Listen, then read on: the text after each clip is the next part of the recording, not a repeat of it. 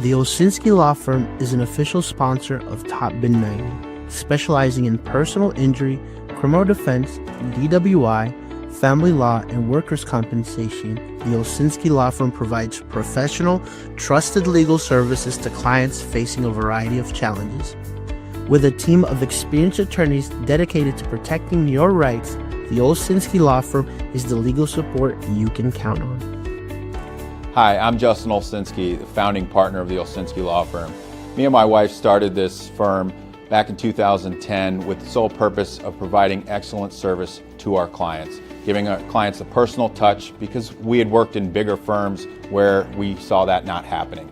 We handle criminal defense matters, civil personal injury, wrongful death, workers' comp, and family law matters. We have a team of attorneys that care about the outcome of your case, and we will fight to make sure that you get the justice you deserve. Hello, and welcome to episode 47 of the Top Bin 90 podcast. As you guys can see, we're not in our usual studio because of Snowmageddon 2026. As good old Charlotte, when there's a snowstorm, everything goes haywire. So we're broadcasting live tonight from, the stream, which I feel a little bit like a boomer because we were just having some difficulty with the sound because it's been a while since we did a podcast like this. I've got my co-host, Mr. Brian Bam Media. How are you? Doing well, man. It's a night where we realize how much we miss Cisco being involved in this whole production. 100%. Were you stocked up on water and bread? Is my first question to you. Yeah, and tortilla chips, like I've texted you before. That's my go-to snack. Tortilla chips, salsa, hummus, queso. That's how I roll. Okay, nice. And then we also have a special guest tonight, Mr. Toño Ramos, Charlotte FC Spanish Radio, Las Panteras as well. A man of many talents. How are you tonight? I'm doing pretty good. A little bit under the weather after the storm last night, but ready for Charlotte FC preseason and great 2026. We're going to have a lot of soccer in the U.S., the World Cup, of course, the MLS All-Star Game, but there's so many things that we have to talk about this scrimmage that we saw last week for Charlotte FC first preseason game. So many things to talk about with you guys. Nice. And then, you're Latino, so I got to ask you, were you stocked up on your pan con café? Yeah, first of all, I'm not used to this weather. So, yeah, a lot of tea now that I'm a little bit sick. Okay. Of course, bread, good Mexican bread conchas. And okay. That's just the way to keep warm up. And wine, of course. Yeah, just a little bit of wine just to stay warm. But we're ready to start the preseason, man. So I got you. Nice. Yeah, I saw like a TikTok even though with this weather, we're ready for soccer. Yeah, I saw a TikTok of like people at like a panaderia, and it was just like full. I was like, this is such a Hispanic thing to like buy a whole bunch of bread. With that said, all right, let's get into it a little bit. I know we got a chance, to go and watch Charlotte FC's first preseason game. By the way, big shout out to Charlotte FC's comms and everybody there, because these are the things like they don't have to do this. They kind of go out of their way to make sure that we get an opportunity like this. And I'm very thankful for that because, it gives us an idea and it gives us a little behind the scenes of something that, they don't have to do. And so super thankful for that. We got a chance to speak to Dean as well. And so we saw, a scrimmage between Charleston Battery and Charlotte FC 3-1. Brian, I want to start with you. Give me your initial thoughts. Well, I think we initially showed our appreciation to comms by making sure we got really good, high quality video of all of the goals scored. I got the fair, they scored them all on the opposite side of the field. So, but I try not to think of too many of the details. It's their first scrimmage. None of these guys are fully fit. I think Oloko looked probably the most fit, which is makes sense after having just played in a competition in AFCON. I'd imagine Zaha is probably going to come back pretty fit as well, just because of those extra reps he's gotten through the winter. But yeah, my main thing and my main takeaway was kind of looking at the under the radar guys, the legacy guys. Andrew Johnson from Cornell literally just got drafted in 2025, finished his college career at Cornell, just came back with the team for the first time like this winter and played 45 minutes and honestly didn't look like out of place out there. So those are the things for me that I try to look at is like, who kind of fits in. And for a guy who was literally just playing college ball, a distinct level below MLS to come in and not look out of place, I thought was impressive from him. Aaron John getting a full 45 and looking good, kind of playing more in an advanced role, like sort of the Bronico BL role, getting some reps out there. I think those are two of the main guys that stood out to me. Uchegbu, one last one was Uchegbu. Mm-hmm. I think he looked really good in the second half. A lot of people talk about Oloko, but for me, Uchegbu really stood out. And I think we've got a competition on our hands in terms of who's going to get that third U22 initiative spot. And it's between both of them. Oloko came in on the bigger transfer fee, but both of these guys came in on transfer fees, are international players, and will be keying in, I think, on that one last U22 initiative roster spot.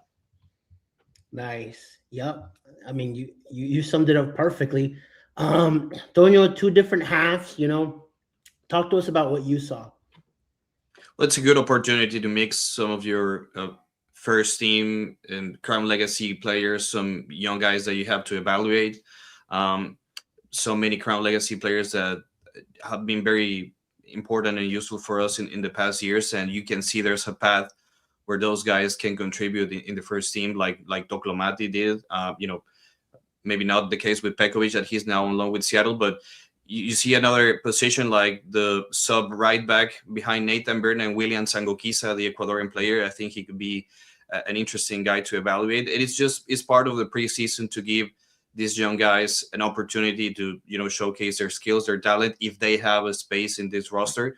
Who's going to be the third goalkeeper? Maybe that's another good question behind Kalina and Miller. And, we saw Isaac Walker, and the situation with Chituro Duns is still kind of unknown. But also the first time we saw Luca de la Torre, and I think that guy is going to be very helpful for that midfield.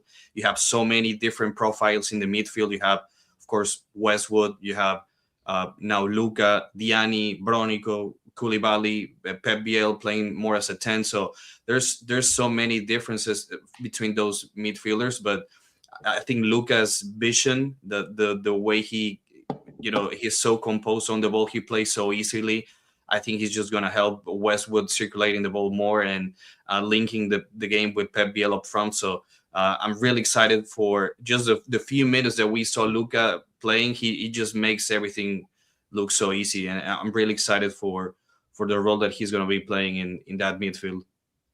Yeah, I think just to add on to what you guys were saying, you touched on it a little bit, Brian. It's also good to see, Iran Toklomati wearing the 9 this season, scoring, Kerwin Vargas, again, coming back hot. I think these are two players that, towards the end of the season were looking really, really good, and so it's good to see them kind of, kind of pick back up. And then there was something that I think Tim Ream said last week that I really liked. He said, this is probably the fittest that the group's ever come back, or like something amongst those lines, he said. And I really like that, because that means like these guys are kind of going into this season like, okay, like we need to stay consistent in chasing that top 4, but also like you got to get that monkey off your back of like getting eliminated in the first round. They got to go deep somewhere, win a trophy, something to make fans think like there's bigger progression this season,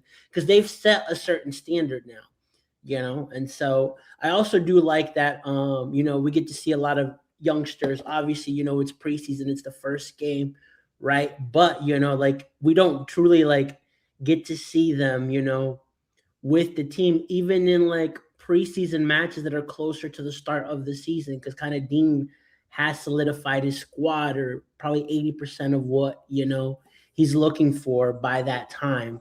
So it's really good. And honestly, I've missed some Charlotte FC soccer, even though it was only like preseason. It was really good to get back out there and kind of see the team, and so the progression of it. I want to go into a little bit of some of the stuff that Dean mentioned at the press conference post-match, and one of the things that he really highlighted, and you alluded a little bit to it, Brian, was Aaron John.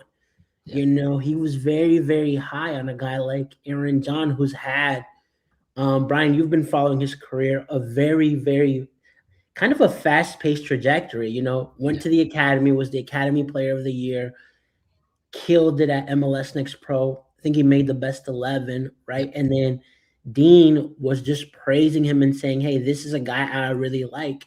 And, he's that box-to-box 8 midfielder, 8 that has a high work rate, that checks all the boxes of a Dean Smith type of midfielder. Brian, talk to us a little bit more about that. Yeah, I think what also people don't realize is Aaron John didn't grow up with the Charlotte FC Academy. He was kind of on the outskirts, constantly trying to fight his way in. And I think that gives him a bit of a chip on his shoulder. He didn't make it onto the Charlotte FC Academy roster until he was like 16 or 17. And when I first saw, I wrote an article a couple years ago when he first got his pro contract, and that was something he mentioned, was that there was a national title they were in and they lost, and this was when he was playing for CSA, and he felt like that loss in the national championship cost him an opportunity to play with Charlotte FC's academy. And so going back the next year and getting another chance. So this guy has just known what it takes to work and find a way to make an impact and make it happen for himself. And he's been rejected a few times. And so I think that gives a player a chip that you can't really coach. It puts it on his shoulder, and you see it in the way he has worked throughout his entire career. I've talked to many coaches at this point about him, both within the academy. Now we're hearing from Dean, and also, shameless plug, I'll have an article coming out about him a little bit more tomorrow, where I've also talked to a U.S. Youth National Team coach, Rob Valentino, who called him up. He's a legend. He's the only coach who's beat Messi in the MLS Cup playoffs. So he was the interim for Atlanta United at the time. But yeah, so, and the fact that similar praise from him at the U.S. Youth National Team level. At this point, I've gotten to just be very, very high on him as a player. I think when you see that much consistency from that many different people, that many different minds within the sport, talk about him in this way now, from the first team to the academy to the national team level, there's something about him that I think stands out and sets him apart when it's that consistent. I think his floor is very high.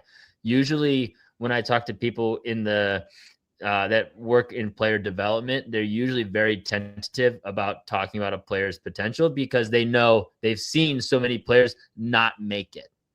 But when I see a player who has a floor like this kid, I think there's a lot of confidence around the fact that his effort and it's just undeniable, and that kind of gets a player there. So even if he doesn't maybe hit his ceiling, his floor is that much higher because of that. And I think it also helps that he's in the perfect system for a player like him. His work rate being extremely high, one of the highest in the entire organization. And you combine that with the defense, of the defensive work, plus his technicality, his ability to be productive in the final third, I think to me, it sounds like the exact player that Dean is looking for and has been looking for since arriving in Charlotte. Now it's just a matter of, can he grow up fast enough to make an impact? Yeah, that was going to be my next question, and I'll shoot it over to you, Toño. I mean, I feel like where Charlotte FC is the strongest right now is in the midfield. I feel like there's a lot of battles there, just for a starting three, Mm-hmm. What kind of chances do you see for a guy like Aaron John, knowing that, Luca De La Torre is now in play, Brent Bronick was undeniable, Ashley Westwood's the captain, Diani's got something to prove, right? There's positions that, it's going to be tough for him to kind of get in. Yeah, I think he is a closer profile to Pep Biel's than a Bronico or a Westwood or a Diani. So I think he can make a role maybe, or a case that he could be sliding into one of the latest, roster spots in this season. But to me, it's very clear that Charlotte has a path of developing players, and they've shown them that through the legacy system and the MLS Next Pro, they've been reliable and they can contribute to the first team. Again, there's so many examples, even Ajamang, Pribet, Doklomati.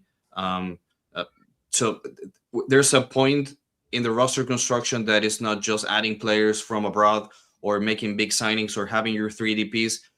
For now, we have a good core of players to compete in MLS, but there's also this developing system and developing your own guys from your academy, from the Crown Legacy, that just keeps adding layers to this roster depth. And I think it's just giving Aaron John the opportunity to have the experience. First of all, give him just a full preseason with the first team, right? It's a fitness level that's different from other levels in soccer play, like the MLS Next Pro. There's another level of pushing you to a different fitness level, and the rhythm and the pace. There's so many things that he has to develop. He has the tools. He has producing in the Crown Legacy level. So I think Aaron John has a closer profile than a Pep Biel, than like a sub number 10 than the rest of the midfield that I think is already it's pretty clear the roles that every of these like 5 players have: Westwood, Diani, Koulibaly, Luka, and Bronico.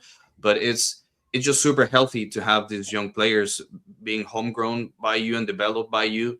There's a resale in the future option, you never know, or a contribution to the first team. So this is when it's year 5 of Charlotte FC. It's not just competing with the starting 11 that you have, but little by little, you're going to contribute with all these youngsters that you're going to develop and add layers to your depth. Yeah, and I think we've shown in the past too that Charlotte's a place that you don't just rely on spending in the market. You rely on finding really good talent in the college system and bringing them in, looking for players within what we have. And I like that about Dean as well. He's not afraid to say it, like, hey, yeah, like that, like you have to earn your spot, no matter who you are, which is really good. Brian, is there anything you want to add on to that, like competing? I think what Toño makes a good point as well. His playing a little bit more Pep-esque role, and we saw that in the first match too. Like he played him a little bit higher, and you had Diani and Westwood starting out with him. Yeah, I think the main last point I would add is just from everybody I've talked to, he's extremely versatile. He's capable of playing anywhere in the midfield, 6, 8, 10, which helps when you're trying to find a way to get on the field. If you can play multiple positions, this is why I think Nimfasha is really going to struggle. So because how do you get Zaha off the field and get on the field? Like there's just no situation where his position is going to be available because Zaha's the highest paid player. He's the big star DP. How do you knock him off the field? It's going to be very, very difficult for him to earn regular minutes at that specific slot unless he finds versatility and gets over to the right and shows that he can demand some time over there. But his natural position is going to be very difficult. Whereas for Aaron John, his natural position being a box to box, but being capable of building up out of the back as a 6, and he has the work rate and defensive acumen to fill that role, plus also willing to be productive, and capable of being productive in the final third if he's more advanced. And so I think when you have a player who can play in 3 different roles, it's something that Dean has talked about liking a lot, having a ton of different options in that midfield 3. But, so when I look at like Aaron John's traits, I think he's going to outwork Westwood. So there's an advantage there. Maybe he's not as technical or his IQ is not quite as high there yet, but he's got an advantage in a different situation there. I think he's more technical than Brant Bronico. I think he's he's more versatile in his way he's going to approach the game, advanced and defensively, than like a Diani or a Koulibaly. So there's just different ways in which he might be able to see a way on the field if he can earn that contract. Now it really just comes down to getting the contract earned, right? That's first and foremost. There's 3 supplemental roster spots. He needs to grab one of those and even demand that he gets a chance. So we're kind of even jumping ahead a little bit. Right. But that Dean's also done that. Once he says he thinks he could get first team minutes and he's really impressed, those are the situations when I for sure take Dean at his word, because he's historically what he has said in those kind of moments. Whenever there's an opportunity to be optimistic about a player or a situation or a transfer, he's usually he's literally just shooting exactly from the hip, exactly what's happening. It's when things aren't going well is when things get a little like, I don't know where things are at. But when like a player's doing well and he has an easy time talking about him, he usually shoots it straight. And so if he's saying he's impressed with Aaron John and he's saying he could easily see him get, I think I noted back to kind of how he talked about Nimfasha year one. I think I'm a little bit higher on Aaron John because of, again, his versatility, his work rate, and his resume from that 2024 season. It's the fact last year's season looks like a down year, but he was hurt. He got hurt after that U.S. Youth National Team call-up, and so he never really fully recovered from that. So if he is actually back to 100% going into this camp, a little bit more mature, a little bit more confident, I think there could be, I mean, there's 3 supplemental roster spots open, which he hasn't had the opportunity to earn before. So I think that's a big promising moment. For a lot of these guys, that's not just him. There's a lot of these guys who've been kind of stuck in legacy waiting for an opportunity to earn a contract. And that's what this moment brings. Yeah. And you mentioned it too. I like to call them the Deanisms. We're kind of figuring out, hey, I think we need a fullback and a goalkeeper. And we're like, what? Okay. Then that means that they're 90% done signing these guys, Yeah. So like you said, when he's very comfortable in talking about something that we may not even ask fully, then something's up, So yeah. But Alicia asks a really good question here. Which new player are we most excited about after this past Friday's friendly? Toño, I'll let you kick it off. I'll stay with Luka. Again, it's a player with technical skills that are, top level. The way he progresses with the ball, how smart he is, how easy he plays, how he's gonna link with Pep, and how he's gonna help Westwood, linking the play up top. It's top quality, and I'll say also Aloco. I think Rodolfo Aloco has very interesting profile and tools to be, a guy coming off the bench. We didn't see many opportunities like 1v1 against Charleston Battery, but his dribbling skills, how aggressive he is when he sees a path. As Brian said, he's in shape, and after the AFCON with Benin, he could contribute coming off the bench. So I'll say Luka, Aloco, and even Schneck. Schneck is a left back starting quality player in other rosters. Maybe not with Toffolo here, but he had 2 assists. He looks in shape as well. He has a very educated left foot. He in that set piece, he put that ball right in front of Toclomati to score. He assisted in the other goal for Kerwin Vargas. So, we know that Schneck is very good defending, but he can go up front and overlap and help the attack a little bit. But I'll keep saying that Luka is a massive signing, and he's going to improve drastically how this team progresses with the ball in the last third. Yeah, I think I'll agree with you. I was gonna go Schneck just because he he impressed me. He added more points into his this is a guy that can, push, for that starting position. And so I like that. We saw the video today of the pass that he gave to Kerwin Vargas, phenomenal ball as well. And so you need that. You need competition, and you also need younger players, as Brian mentioned in the past. Brian, anything you want to add to that? Well, I just want to say he also has really high level experience. I think people sit on the fact that he was with DC last, little while in his career, but before that at Sturm Graz, they won the Austrian League, which is usually dominated by Salzburg, qualified for Champions League. He's played in Europa League. He's played at really high levels. So the guy is not going to be phased, I think, by competition with Harry Toffolo. I think he's going to come in and show some serious fight because he's played at a high level. I think leagues like the Austrian League get kind of shoved under the rug. But if you're a team that's capable of fighting and earning qualification for European competition, you know what a real fight is. And so he's going to come in kind of knowing that. And I think that's going to be seen throughout preseason and into the season. And then also Uchegbu. I think for me, his 1v1 ability in that second half was really sharp. Dean mentioned he's got a lot of tricks. I think we saw a decent amount of those. I'm looking forward to seeing more. And I think there's a bunch of young guys in this group that I think throughout preseason are going to be fun to keep an eye on. But I think Uchegbu is one more. Nice. Justin, we see your question. I'm gonna save some of these till the end as well. And so moving on to the next topic, I do want to address what Dean talked about. I asked him, hey, you do need a center back. Are there any other positions that we should be looking at? You know, AKA Dean, tell us, what else does Charlotte FC need? And he said, I'm good. As in, he feels like the squad is kind of up there already outside of adding a center back. And I don't know. I'm not sure if I'm in that camp of this squad is actually complete.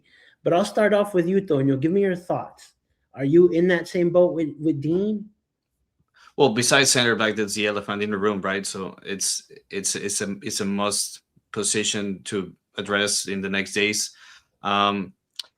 I think depending on the Abada situation, maybe I don't think he's going to leave, but he could potentially leave in the summer. Depends on the offers. I don't know what plan they have with Liel, but maybe if you can add another player to compete and, you know, on that right wing, I think Gerwin has earned to start, but we've seen the last two playoff series against New York City and against Orlando that we need depth and we need players coming off the bench to make a difference.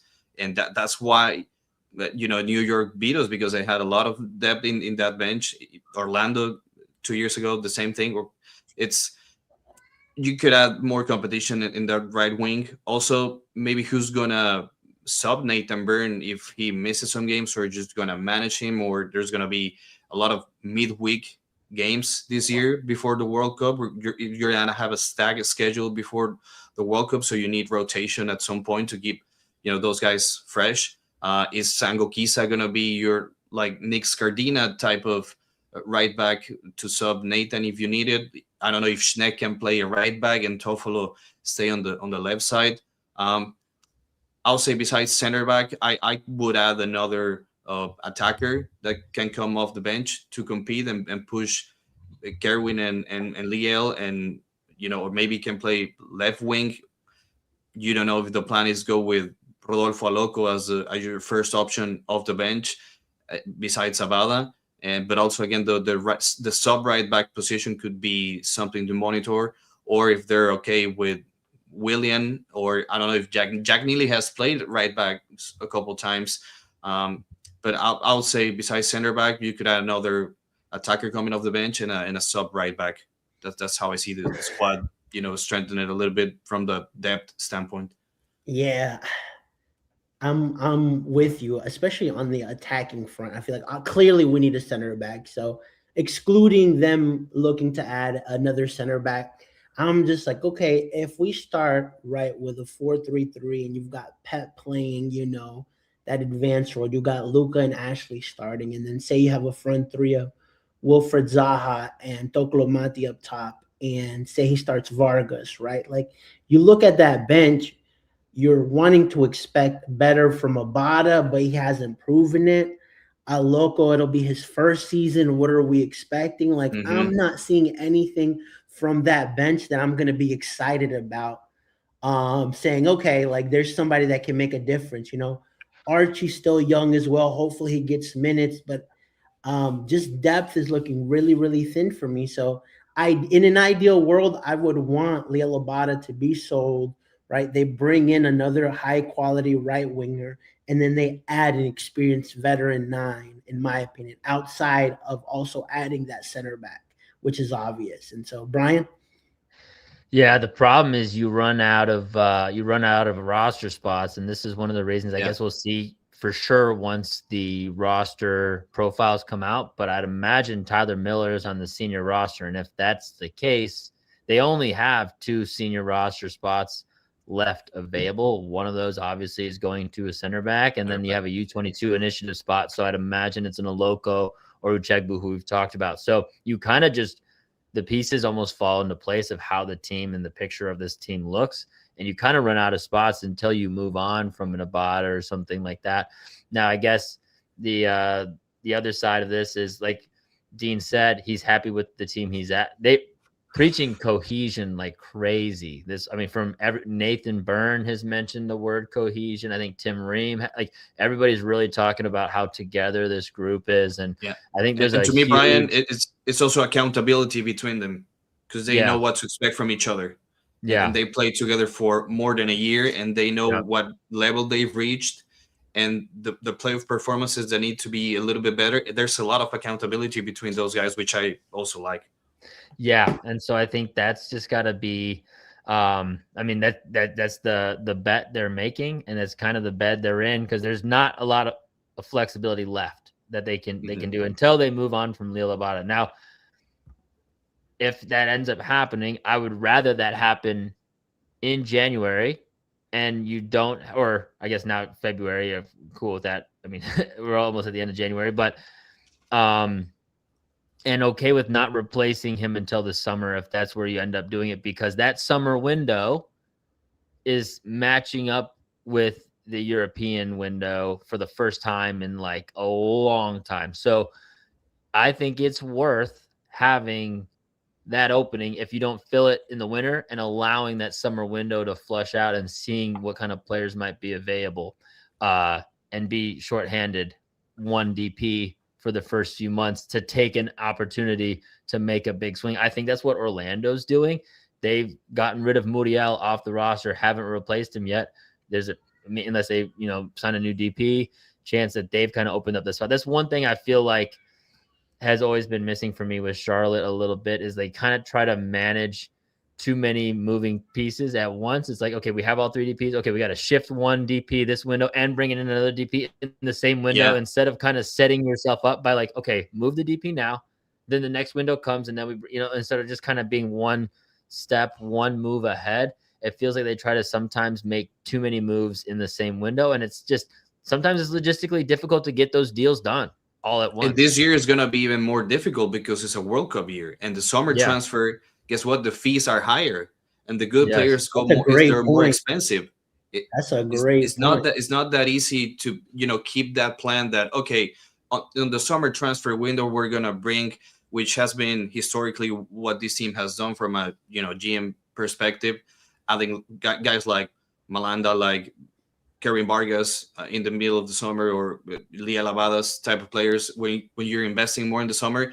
This year with the World Cup, the fees are higher. It's more difficult to get good players because so many other eyes and teams are going to be, lurking and luring other good players if they play in the World Cup, which is more teams now playing in the World Cup, more better players going elsewhere. So I don't know, that strategy could be more difficult this year if you don't have players right now, because the summer transfer window with the World Cup is going to be challenging.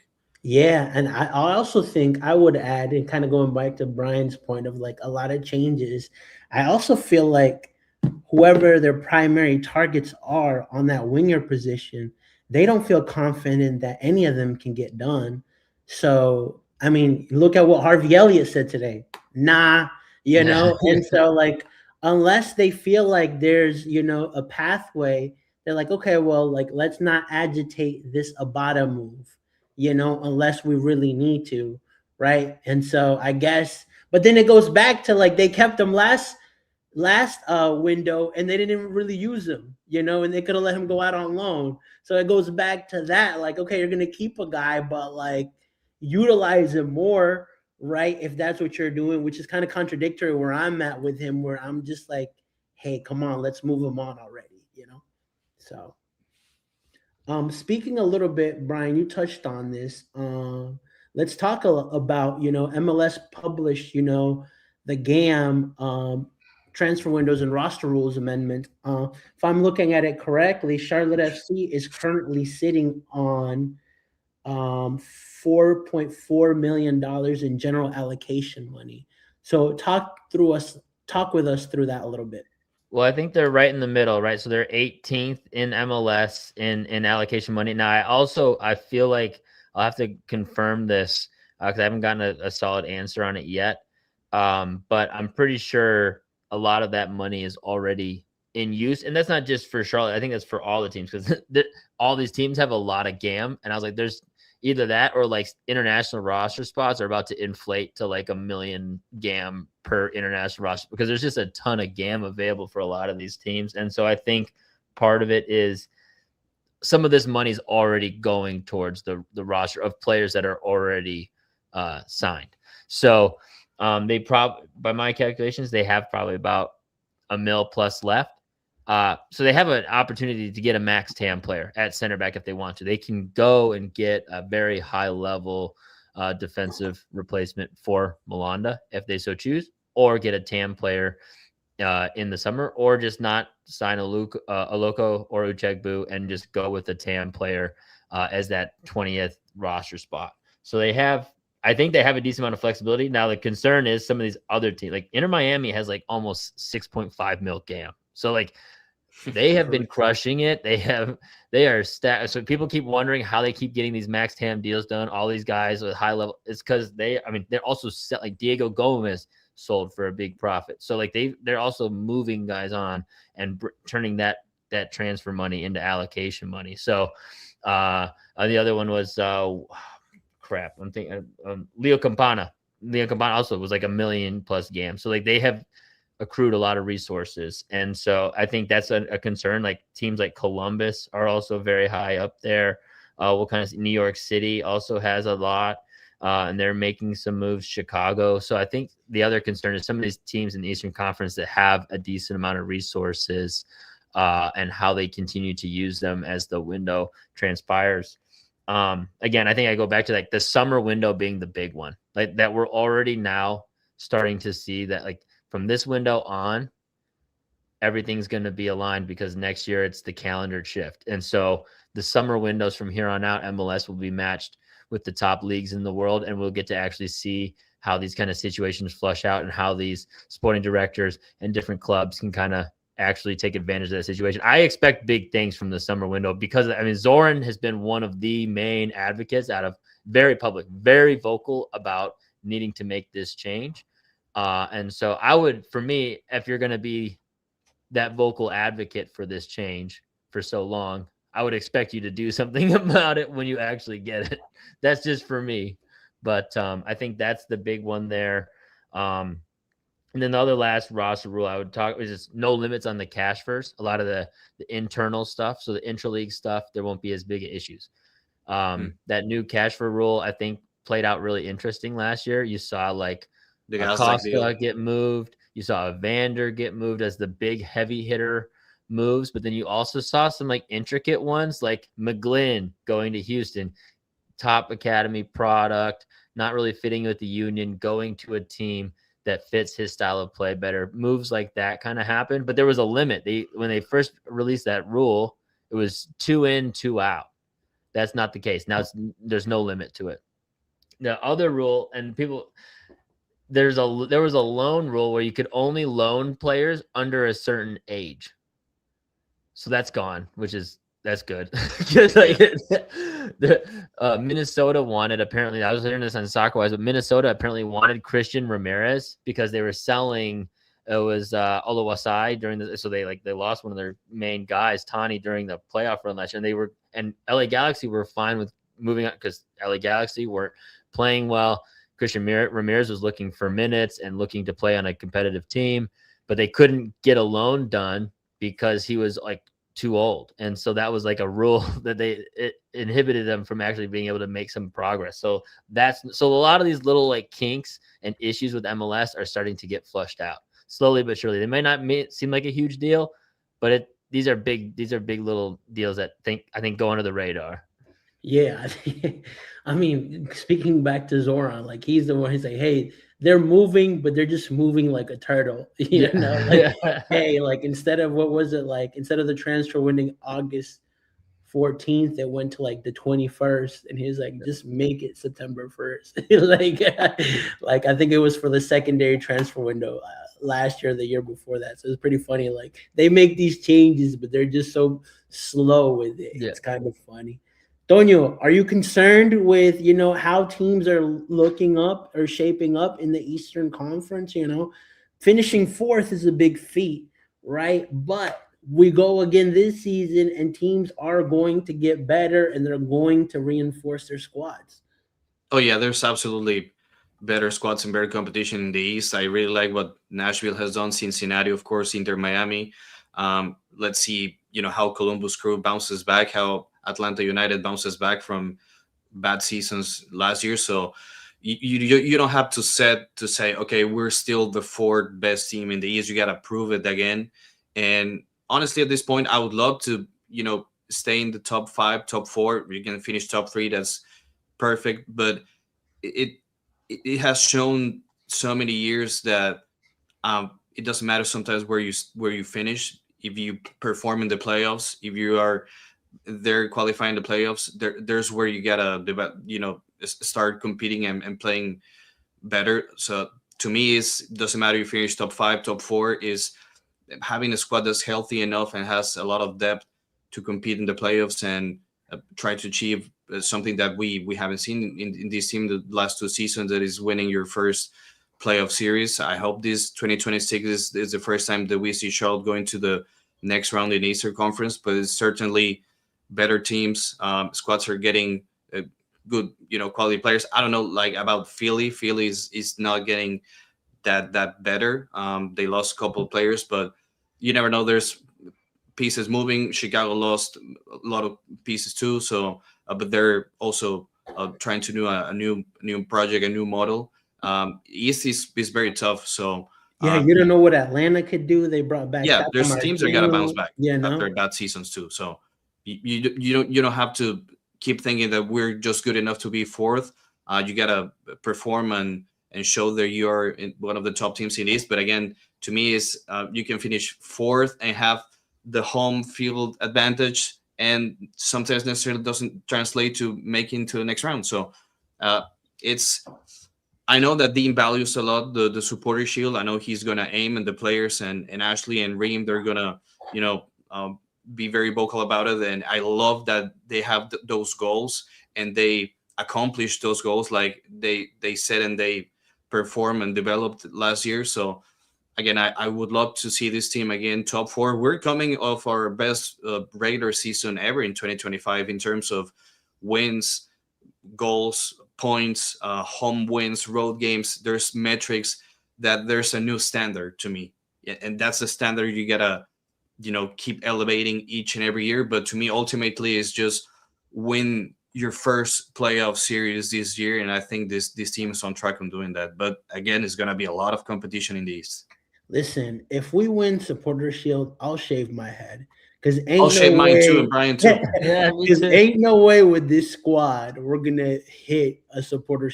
Like it's a decent squad, and I'm looking across. This Miami itself is looking scary. So, but it's funny that like he's talked about it, or Dean Smith talked about it, Zoran's talked about it. We've asked the players about it, and so what positives do you see for this team actually going into this new season, Toño, to make you think, okay, like they can stay in a top 4? Obviously, Brian touched on the cohesiveness. Yeah, and the familiarity with each other, accountability that I said is the same 11 basically. So you're working with the guys that they know what to expect from each other. They know how they can contribute. Last year we had 3 players to finish with 10 goals each. Toklomati, it was Saha and Pep Biel. Kerwin Vargas was close to be the 4th. So there's a good core, and you're not going to move a lot of pieces in this roster. Is going to be Lucas starting and the center back. And then again, the other remaining pieces, they know each other so well, is the continuity that this team has, is the standard that is being hired this year.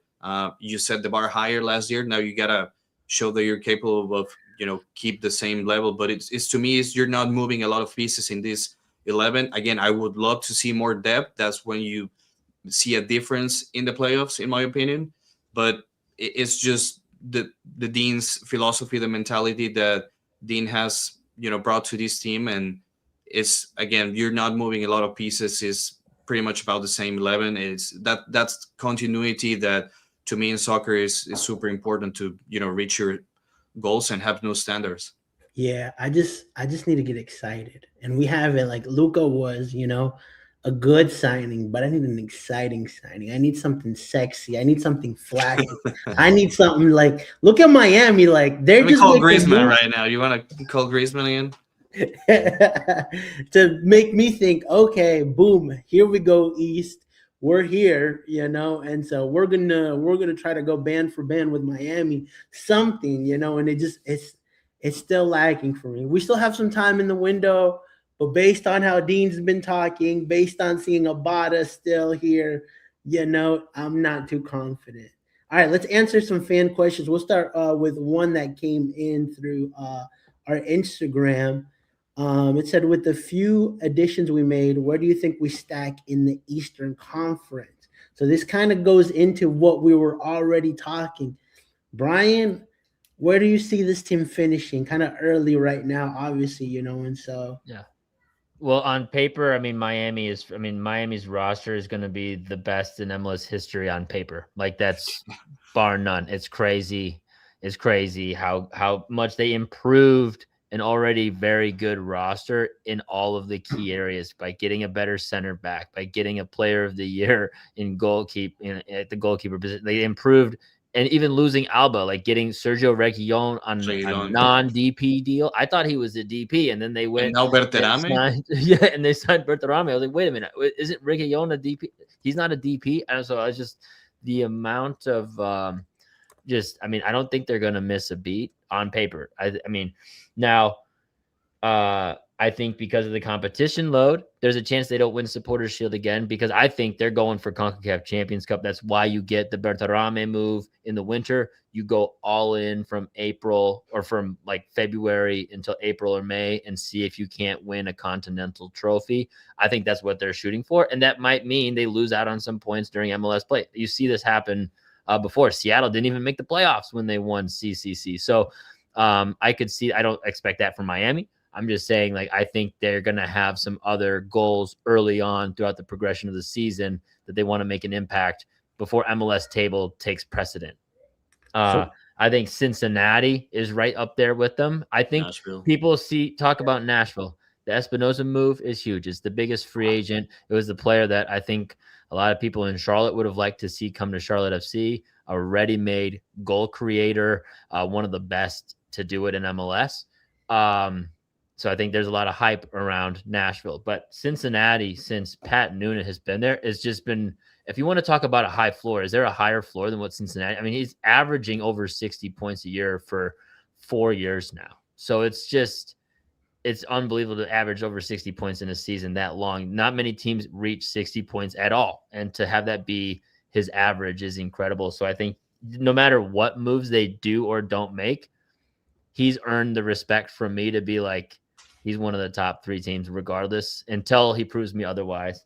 But then I have Cincinnati. I have Cincy. I've got Nashville. I think those are your tier 1 for me. And then I think it's the best of the rest. I think you could see Charlotte be 4th. I also think Chicago could make a huge jump up. They got Robin Lod. They have as a free agent. They have a lot of. I think they had a lot of good things going for them.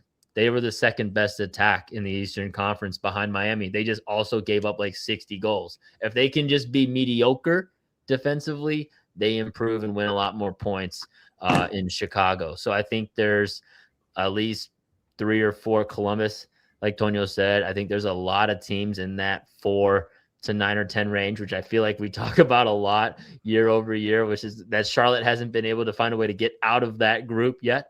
But I think that's where you're kind of in again. There's probably between 4 to 9, 4 to 10, a lot of teams that are going to be jostling for position. I definitely could see Charlotte finishing 4th.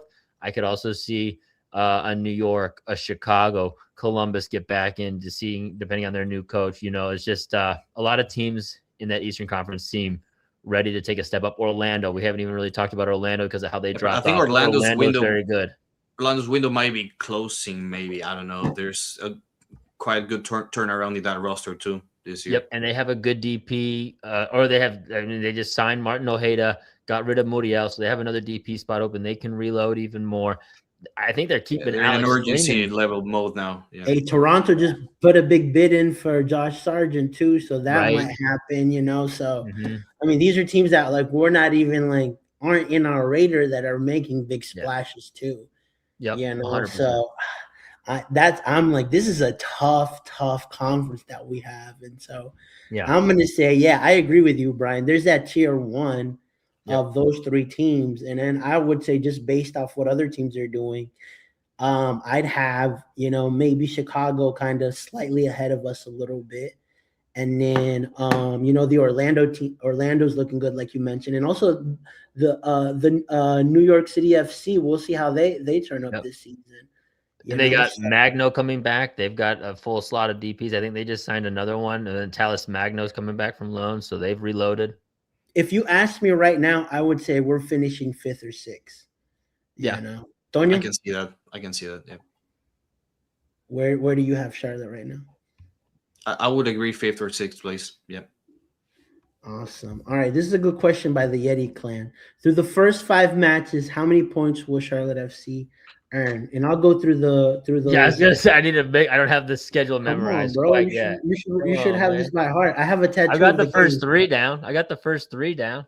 Yep. So it's St. Louis, Galaxy, Austin, Miami, and then, so I did have most of it. From the first 5, we have 3 at home. The first 2 are on the road, and the next 3 back to back. We're gonna have 5 games in March at the bank, consecutive. Yeah. New York Red Bulls. New York Red Bulls at home is the 5th one. Yeah. Okay. Well, just right off the rip, I mean, you got to get your home game points, right? Especially because they have 2 5-game stretches where they have 5 straight on the bounce at home in the first half of the season. So they're going to have to get points in the first half, whereas last season it was all about getting points down the stretch because that's when the schedule got more favorable. This year, they got to stay hot and get hot early, I think, because they're going to be way more up against it down the stretch with less home games. And then you got the World Cup thrown right in there. That's really going to, I think, put a wrench in all of this too, with Leagues Cup as well right after. In those first, you got to get 9 from your home games. And then you also LA Galaxy got to play Champions Cup because they came in 3rd in the Leagues Cup. So you've got a favorable situation with LA Galaxy, who is going to be doing double work with Continental tournament. So they're in that. Miami also in the same boat. So even though I would imagine there's a chance that Miami could be coming to Charlotte as favorites in that game, I think Charlotte has a situation there where they should be probably winning that decently comfortably, honestly, even against Miami, just because they're going to be focused on, again, that Continental tournament. Those are opportunities to take advantage of these teams, because if you're not in that tournament, you can solely focus on that next matchup, whereas Miami might even rotate a little bit depending on how things flush out. So I think 9 minimum. Yeah. But probably 10 or 11 is probably really the range of what you should get. Toño? So you're going 10, Brian, 11? What are you going? Yeah, I'll say between 9 and 10 points out of 15. Okay. I'm going to say 8. Really? Only 8? Yeah. Well, I think we get 2 wins, right? I think we beat Austin at home, and I think we beat Red Bulls at home. I can see us drawing against Miami. I could see us pulling a point out of either Galaxy or St. Louis and losing one of those. So that's 2 wins, 2 draws, and a loss. Like, it's not terrible, but it's also not like phenomenal. Nobody has lost a playoff berth in the month of March and February. So I'm like, that's if they got 8 points, like I wouldn't be surprised. But it's also not a terrible return, So you gotta take advantage of those 5 games at home in March. Yeah. But then there's a batch of 4 consecutive on the road. The schedule is a little bit odd this year. Yeah. Yeah. And I mean, you're playing Miami too. Like, you're playing Messi's Miami, so it's hard to bet against the GOAT. All right. This question is Vargas being sold next window, and so I could see him going in the summer. I could see him going this season too, but based on what's going on, how they're talking, it seems like they're gonna keep him around, at least till that summer window. And if he's looking to make a jump into Europe, that's probably the easier route for him, going in the summer versus now. Yeah, I would hope that they find a way. I mean, this is kind of the advantage of that whole U22 initiative process when they kind of had. I mean, you don't have to rush into a sale because it hits your roster so favorably, only like $200K against the cap. So you, as a team, you're never really pushed into having to sell unless the player just desperately wants out. And so it gave him that opportunity early to kind of develop him and then re-sign him to a new contract to where they still are pretty comfortable. I think he's signed through 2027. So they're really, I don't think they're and an option for 2028. So they're really not in a position where they have to feel like they need to sell. I think they can wait and sit on a Godfather offer. I've never heard Vargas being like demand. Like he's always showed up for work in a professional way and has always worked hard under Dean Smith and earned those minutes. So unless something drastically changes, huh? Do you speak Spanish? Did you hear him say it? No, I haven't. Yeah. We're here to help you translate. Getting reps. The fact he said I never heard him translate. Don't worry. I'm assuming based on the honesty that the field brings, which is any language. You can the field and who gets played minutes on the field. It's a universal language where you can see like, oh, these people like these guys because they get the stars. That's the universal language I'm speaking on that one. Nice, awesome. All right, one more question before we wrap up. Dang, this hour has flown by, to be honest with you guys. What new fan traditions would you love most to see at the bank? Oh, this is a fun one. I think we're gonna see it this season, but I've always wanted something like where like somebody takes like a shot from half court, or some sort of penalty. Let's do a penalty against Minty. I like that. Yeah, something like that would be really cool. I think Thompson and Charlotte FC are working something out for like halftime. So you just want that content for the English fan base so they have another reason to rag on Charlotte FC so you can get that content driven up. You're like, dude, if we have a half-court PK shootout with Sir Minty, one time Zaha says something out of pocket and you can B-roll that. That's the only reason I wanted them to sign Harvey Elliott so he could get a man of the match performance, and all the Euro snobs get angry again. Like all the ones that haven't discovered that tradition. The crown. Every year someone's like, what's Charlotte doing with this? Yeah. They're like, this isn't a serious league, blah, blah, blah. Yeah. For me, I'd like a farewell song, like a closing song. I really love what Minnesota United does with the Wonderwall at the end, where everybody really just sings and obviously the players go up and and celebrate with the supporters section in that way, but there's not really like a farewell tradition. It's just kind of like they jump in the air only when it's a win or a draw. Whereas a lot of teams, I feel like the history and the culture around it is like it doesn't really lose, win, or draw. There's like a celebration between the fans and the players, and oftentimes with the song. I think that would be a cool addition. If when we had the song honoring Antons at the end of the game. Yeah, but that never there's things that haven't stuck. The guitar at halftime didn't stick either. Yeah. Whoa, no, the guitar, no, yeah. So there's been things we can have a Bojangles biscuit eating competition. Hey, sign me up for that. Let's do something in the press box. We had to do something in the press box at least. We're gonna start our own tradition. the Bojangles Supremes eating competition. I don't know, something. Like, Dean, we got to wait for the presser. You got to wait to come out. All the media is still up, finishing their Bojangles all-you-can-eat competition post-match. You got to wait. There you go. Oh, man. Yeah, I think the only problem I have with something at the end is, imagine, again, we're like on a 6-game losing streak or something like that. People ain't going to want to sing at the end, And so that's where I'm a little hesitant. At least at the beginning of the match, you have some sort of hope, you don't know what the outcome is. But if the team's doing terrible and it's like that spell we had in May, ain't nobody going to want to sing. So That's what you you gotta run stay that even with. winning or losing. So that's part of the process. It's a That's long true season. too. So Nice. Awesome. With that said, that concludes the show. We hit an hour. I mean, that went so fast. Toño, where can we find you at?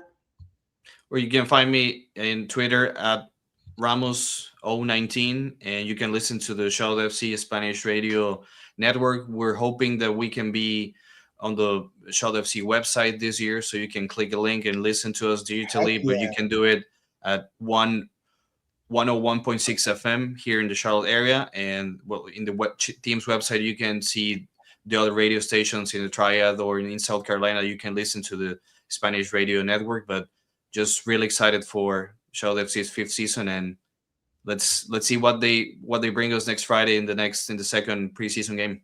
Yes, listen, people are going to be learning Spanish, listening to Bad Bunny Super Bowl halftime. So use that Spanish that you learn. Yeah, and no build Duolingo. That momentum to the Charlotte FC season. Don't use Duolingo. Just join Charlotte FC Spanish Radio. You're going to have fun and learn Spanish at the same time. Nice. Brian, where can we find you at? Yeah, you can find me on the X at Bam Mauer Media. All my written content, topbin90.com. You know where it's at. Nice. Jorge Gonzalez, Top Bin on all our socials. We started the show late. Cisco, you're in the comment section because I couldn't figure out the sound. So we missed you tonight. Have a great night, because you definitely back next Monday with us as well. Over and out, guys.